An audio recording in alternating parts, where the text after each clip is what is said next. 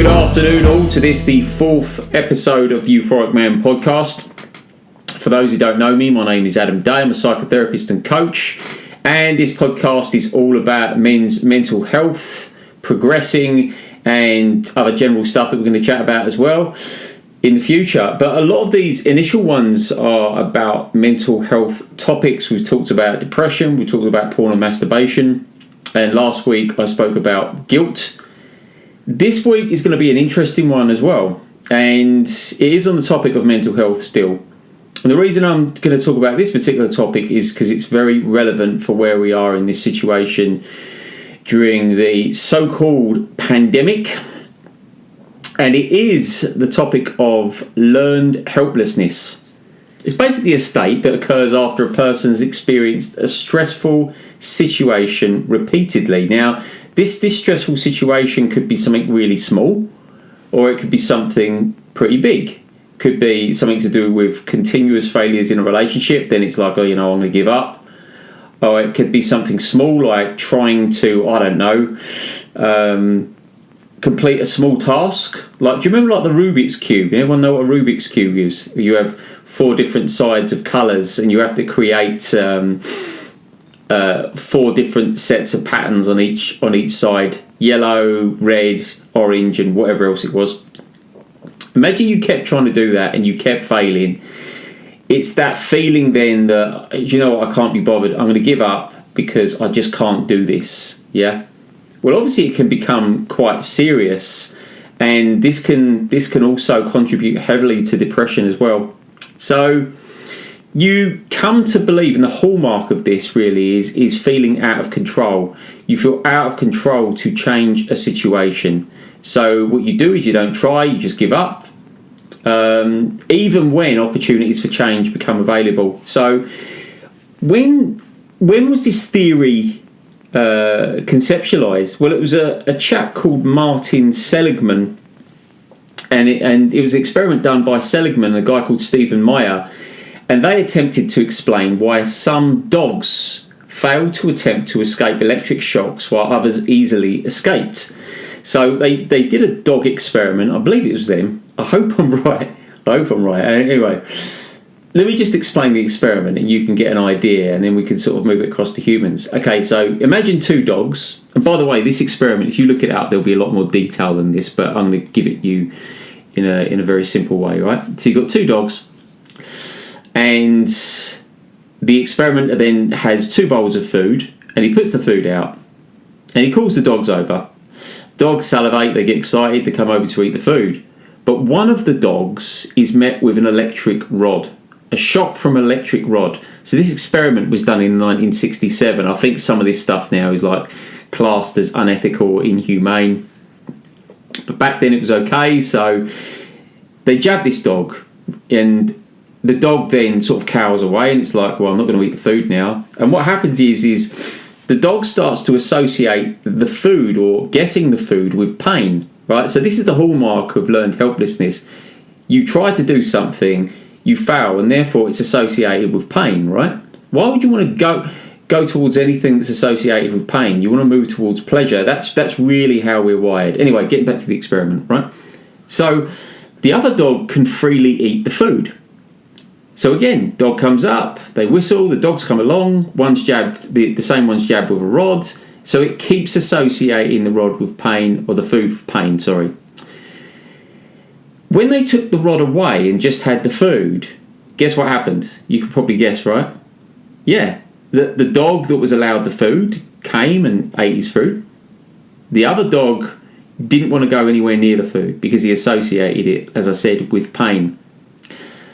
So obviously this is animals, and we are far, far more complex than that, obviously.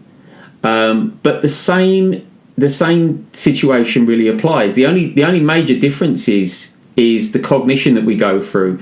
Cognitions are thoughts, the thought process. Dogs, I'm sure you're aware, from what we understand, don't really think in that way. It's just pure instinct. And so there were 3 components of this that are necessary for learned helplessness to be present. One is controllability. Then we've got cognitions, which are thoughts, and the other one is behaviour. So given the example of the dogs there, A situation there with that dog, it is out of control. It feels out of control because it cannot experience the food because it keeps getting shot. But it doesn't, like I say, it doesn't really apply to animals. So if you think about that from a human perspective, if you put some food out, let's just say in a horrible circumstance, and this has happened obviously, where someone has been imprisoned and tortured, and the captor comes in and they put some food out, and that person goes to have the food, and then each time he goes to have the food, he's punched in the face. Well, just that simple thing there, he feels completely out of control, disempowered.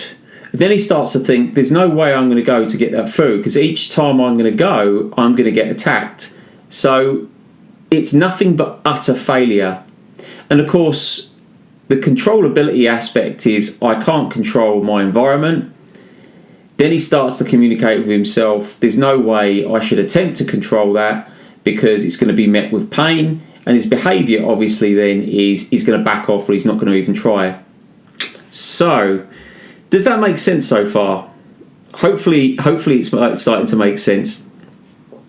What do we get from that? When we feel helpless about a situation, what comes into that? Low self-esteem, low motivation, low expectation of success. Because if you keep failing in a situation, let's just say you start to have a situation where you want to go to the gym or you want to lose some weight, and you feel the pain, the same default comes in where you just don't feel you can succeed, so you give up. Ad infinitum, this just goes round and round and round and round. You associate the gym, you associate weight loss with pain. It's even in the name, isn't it? Die. You're dying, literally, because you're associating that with pain. You feel out of control of the situation. You start to think to yourself, I can't do this. There's no point in doing this anymore. I keep failing. I'm useless. Yeah, that's a hallmark of learned helplessness. The thought process of, I can't do it, therefore I'm useless. You start to attribute these things out of control as your fault because you want to gain some sort of control from it. And so to sort of tell yourself, I can't do this, I know it sounds weird, but that will give this person a sense of control. At least I'm telling myself, I can't do this, which obviously is not helpful. And then we have the last fact, which is the behaviour to completely avoid that situation. Think of how you've experienced this. Has that been in a relationship where you've gone to start various relationships and it keeps turning to trash? It keeps breaking up. Therefore, you feel, what's the point? And then you find yourself getting involved in lots of defensive behaviours and avoiding that relationship. Can you relate to that at all? Is it with a job? Do you feel completely useless in a situation where you've gone to start a job or jobs and you just don't feel you're competent in that area, so you just leave and then you learn to give up? There's lots of people on unemployment benefit and lots of different stuff like that because they haven't got the confidence, or they've become completely depressed, and therefore, you know what, I'm just going to give up. There's no point in continuing this anymore. I'm not going to succeed with this. Yeah. So another hallmark is not asking for help, ascribing a lack of success and a lack of ability to it. And let's just say, for example, maybe you do succeed in something like a task, or maybe a relationship's going well, or maybe you're starting to do well in a job or a task or something like that. A person who usually feels helpless about a situation in life or situations in life generally can start to think, oh, it's just luck. It's just luck. Yeah, that's the reason that worked. So they don't attribute any kind of competence to what they're doing, or growth or progression. They look at themselves in a very negative state. Now let's think about the effects of this on the pandemic. Horrific, yeah? Really, really, really bad. Okay, so it's like this. It's like the government say, we are going to open up. Lockdown's only going to be a week. Okay, everyone gears to get themselves unstuck. We're going to go out, and then they turn around and say, no, you know what? We're going to lock yourself down. You're going to have to lock yourself down now. You can't go to work. You have to look at your computer. You can't do this. You can't do that. And each time that person gears themselves up to do something, then they start to learn, because they've been conditioned, say, by the government or whoever are putting these particular laws in place, that there is no point in even starting. There's no point in even going out. There's no point in restarting your job or progressing or booking a holiday, because you know what? It's just going to get trashed. They're just going to stop it. They're going to bring in these restrictions. So you learn to be helpless. And I'm seeing it all the time. It's really crap. It's really bad. And it's affecting people's mental health terribly. I don't know how many, I can't tell you how many calls I'm getting from guys that are suffering this. And what it does, it batters your mental health completely. You start to lose your confidence to even bother to do anything. A lot of them just can't even be bothered to get out of work, get out of bed to start work, or even look for a job if they are struggling to find a job, for example, or anything. So it can put you in a real slump of depression. How do you fix this? I think the most important thing you can do first off the bat is to have an awareness that you are feeling helpless about a situation. You feel out of control. You have that negative self-talk that you're communicating yourself with. So things like, I can't be bothered to do it, there's no point. Starting anything is futile. I'm going to fail. Yeah. Feeling heavy, feeling tired. Are you getting any of these symptoms, especially through this pandemic? You experience any of that? That's learned helplessness. You have been conditioned, in other words. You've been conditioned to be helpless. Each time you think, you know what, I'm going to start my life up again. I'm going to get myself moving again. The gym's going to start. No, it's shut. Can I go? No, you're going to get a fine. Yeah, you keep learning that there's no point, and eventually it pushes you down, it drags you down. So being aware of those symptoms, starting to feel depressed, heavy, sleeping, saying you can't be bothered, there's no point. Hallmarks of learned helplessness, yeah? So let's, taking a look at what we can do to improve this. Of course, number one, be aware. Focus on what you can control is a really big one. There's a lot out of your control at the moment, okay? But what you can control leads to a healthy mind. So grab a paper and pen and ask yourself some open questions, such as this, like, what can I do today to empower myself? What have I done in the past which gave me hope and inspiration? Or you can zoom into your immediate environment by asking, what can I do now within this room? What would make a positive impact on my life within the next 10 minutes? Make it really small, because if you feel you've been battered down and that there's no point in starting, the idea of doing anything is too big. So something really small you can do. I don't know, you can start doing 30 press-ups. You can go for a 5-minute walk. You can do a tiny bit of DIY or something like that, something you need to fix. I don't know, whatever else it is, it's thinking about things that you can control that are within your influence, because the hallmark of learned helplessness is thinking about things you can't control, things that are completely in that circle of concern, that place of anxiety, where you focus on, instead of focusing in on yourself, on what you can do, and by asking yourself those good questions, what can I do in this moment, even if it was small. The hallmark, like I say, is to focus on things that you feel you can't control, and that will just lead you into a depression. Of course, you can contact a therapist like myself. Feel free to book sessions. Contact me, Euphoric, the Euphoric Man at gmail.com.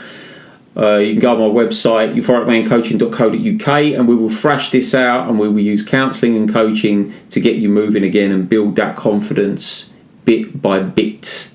You can also go on the counselling directory, try and chat to someone as well, any friends or anyone that you feel would sort of listen to particular areas that you're concerned about or frustrated about as well. But in essence, really, it is learning to communicate with yourself in a different way and recognising that there's many things out of your control, and the only way you can get past that is to focus on what is within your control. Anyway, it is unfortunately becoming quite a common occurrence, and its root cause is severe frustration. Now, if you think about this, people restarting their business after a lockdown, then for the 15th time they're made to shut, or children forced to stay at home a week after they've returned to school, they slowly give up. After all, why would you bother when you keep getting beaten down? So we all need hope. Otherwise, everything we do becomes associated with pain, as I've said.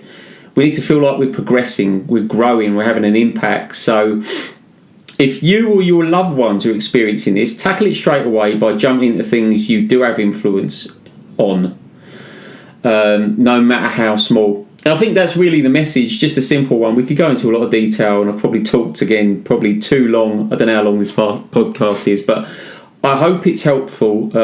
I hope you can recognise this learned helplessness in you or people around you, even if it's in a small way, and then get past this. Awareness is everything. Just being consciously aware of those feelings can really change everything, to just get you snapping out of that and moving back again in life and feeling confident that you can have some kind of impact on the world, that you can make something happen. Anyway, I hope that's helpful, and I shall look forward to speaking to you again in the next podcasts. Have a cracking weekend. Like I say, if you want to contact me, the euphoricman@gmail.com, euphoricmancoaching.co.uk.